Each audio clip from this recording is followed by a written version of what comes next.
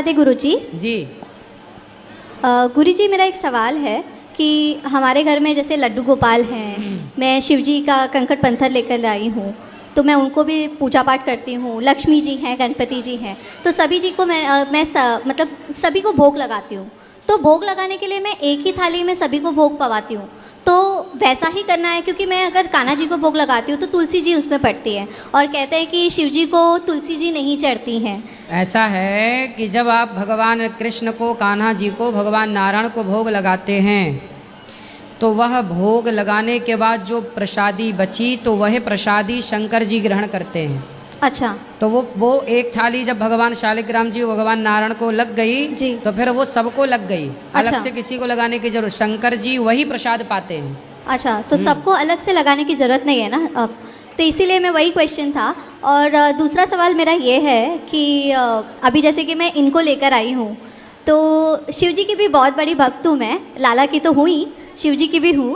तो शिव जी मेरे वहाँ पे घर पे अकेले हैं, हम 3 जन ही हैं, मैं, मेरी पुत्री और मेरे हस्बैंड, हम 3 जन ही रहते हैं। तो वहाँ पे घर पे मैंने लॉक लगा करके आई हूँ, बट मेरा मन बहुत विचलित है नहीं, कोई बात नहीं, ठीक कि है। लक्ष्मी माता, गणेश जी हैं, मैं उनको कुछ दे नहीं पा रही हूँ। हम 1 हफ्ते से वृंदावन में हैं, तो कोई बात नहीं। भगवान देखो आपके भाव में होते हैं जी। भगवान कभी कैद नहीं होते कि आपको लगा कि ताला लगा दिए तो भगवान कैद हो गए। भगवान को कभी बंधन नहीं होता। भगवान जहाँ भाव से पुकारो वहाँ होते हैं। जी। ठीक है, जब आप यहाँ हैं तो भगवान यहाँ हैं, जब आप घर पे हैं तो भगवान घर पे हैं। जी, ऐसा भाव रखना चाहिए। जी जी। और एक और चीज़ है, माफ़ी, बट आपने एक कथा में कहा था, जो मैं सुनती हूँ आपकी कथाएं जी, हमेशा, तो एक रील पे आपने कहा था कि जब भी आपकी सास हो या ननद हो, तो अगर आपका घर है, आप जब एक बार शादी करके आती हैं तो वहीं पे रहा करो, कुछ भी हो जाए, भले ही कुछ भी हो जाए, कितना भी परेशानी झेलो, लेकिन आप वहीं पे रहो, उनके छाती पे मूंग दलो, जैसा कि आपने कहा था। तो मेरे केस में पूरा ही अलग हो गया है महाराज जी। मतलब मैं वहाँ पे रह के भी ऐसा लग रहा था कि मैं नहीं हूँ, मेरी कोई कह सकते कि कोई बातें नहीं सुनना, या उनके हिसाब से सारी चीज़ें होती है। जो मेरी ननद कह देती है वही चीज़ें वो मेरी माता जी करती है, मेरी सास करती हैं।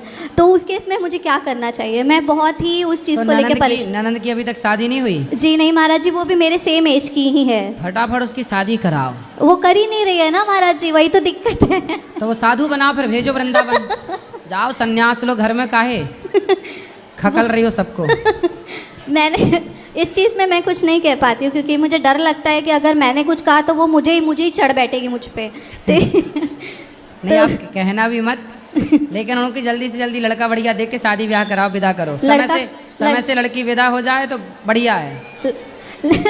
आप ही उनको कुछ कह दीजिए कि कुछ ऐसा हो जाए, क्योंकि उनको तो काफ़ी फ़ोटोज़, मैं तो बात नहीं करती उनसे, लेकिन क्यों खट्टी चल रही है? काफ़ी कुछ उथल पुथल हो चुका है महाराज जी, तो सासू माँ से भी हो चुका है उसी के चक्कर में। लेकिन मेरा मन नहीं मानता महाराज जी। मैं चाहती हूँ कि मैं एक साथ सबको लेके चलूँ, बट मैं कुछ कर नहीं पाती। सही है, जब माँ अपनी बेटी के चक्कर में पड़ जाती है ना, तो फिर वो दोनों माँ बेटी दोनों गुरु शिष्य हो जाती हैं। महाराज जी, मैं उन्हें अकेली कोई हो समझा जाती नहीं हूँ। सकता। यदि माँ बेटी की ट्यूनिंग बन गई तो फिर उन्हें ब्रह्मा नहीं समझा सकते। है ना? जैसे आज एक बेटी अपनी माँ को यहाँ छोड़ के भाग गई हमारे पास वृद्धाश्रम में, तो बेटियाँ यदि अपने, अब जैसे उसकी शादी भी हो जाएगी ना जी तो पति के संग में नहीं रह पाएगी अच्छे से, जी, क्योंकि वो जहाँ माँ और बेटी की ट्यूनिंग बैठी, फिर वहाँ वो 2 परिवार बिगड़ते ही बिगड़ते। अभी एक्चुअली वो कमा रही है ना महाराज जी, तो उन्हें ऐसा लगता है कि मेरी बेटी कमा रही है तो वो मेरा घर देख लेगी। अच्छा, तो इसलिए माँ शादी नहीं कर रही है? नहीं कर शादी करेंगी तो पैसा चला जाएगा। और वो रुकती भी है ना महाराज जी, उनको फ़ोटो दिखाया जाता है, बट वो सारे लड़कों को मना कर देती है। सारे लड़कों को कई फ़ोटोज़ दिखाए गए हैं मेरे रिश्तेदारों में, लेकिन वो पसंद ही नहीं करती किसी को। अच्छा है वो लड़के बच ही रहे बेचारी से, भला है उन लड़कों का, बच गए। तो उस केस में क्या करना चाहिए महाराज जी? बस बचने दो, लड़कों को ना मारो ना मरवाओ। तो मैं अभी जीने वहाँ दो। से अलग रहती हूँ महाराज जी। हाँ, आप अलग ही रहो बिल्कुल। क्योंकि बहुत दिक्कत हो गई थी महाराज जी इस वजह से। तो मैंने कुछ गलत तो नहीं किया, क्योंकि नहीं, मैं अलग रहो। तो आपकी सास आपसे बात नहीं करती? नहीं महाराज जी, यहाँ आने से पहले, वृंदावन से आने से पहले मेरी बेटी एडमिट हो गई थी। हाँ। काफ़ी उसे इन्फेक्शन हो गया था ब्लड में, तो जिस वजह से हमने उसको एडमिट किया था। तो उस समय में वो आई थी, वो जो भी उन्होंने जो भी जेवरात चढ़ाए थे शादी के समय, वो सारी चीज़ें उन्होंने मांग ली महाराज जी। अच्छा, मांग के चली गई? हाँ जी। तो वो आपने दे दिया? हाँ, मैंने दे दिया, क्योंकि मैं ये नहीं चाहती, मेरे पतिदेव ने कहा कि हमें किसी की बद्दुआ नहीं लेनी है। सही है, सही है, दे दो। तो माँ लेके माँ आई थी कि ननंद आई थी? माँ ने मांगा था। तो काफ़ी। आपके पति कितने भाई हैं? 2 भाई हैं महाराज तो जी। उनके पास एक भाई रहते हैं माँ के नहीं, हम ही रहते थे महाराज जी उनके साथ। तो दोनों भाई अलग, केवल माँ बेटी रहती हैं? जी, और उनके हस्बैंड मेरे ससुर जी। अच्छा, देखो ये होता है, स्त्रियां अपनी बेटी के पक्ष में अपने बेटों से बिगाड़ लेती है। बहुत सारा केस है ये, एक पहला ऐसा नहीं है। माँ को आजकल बेटे अच्छे नहीं लगते, बेटियां अच्छी लगती हैं, और बेटे बाहर कर देती हैं माएँ, बेटियों को घर में घुसा के रखती हैं। और सुनो, और बेटी भी अकेली चाहिए, दामाद को भी बाहर करा देती है, तलाक वलाक करा के चल बाहर। केवल बेटी, ये है, ये बहुत सारे केस हैं। ये माएँ, इसलिए तो कहते हैं भारत में जितने भी तलाक होते हैं 90% लड़की की माँ की गलती से होते हैं।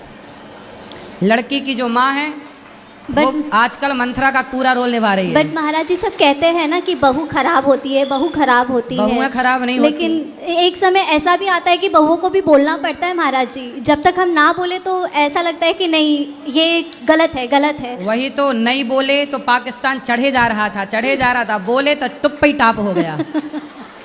बोलना पड़ता है जी।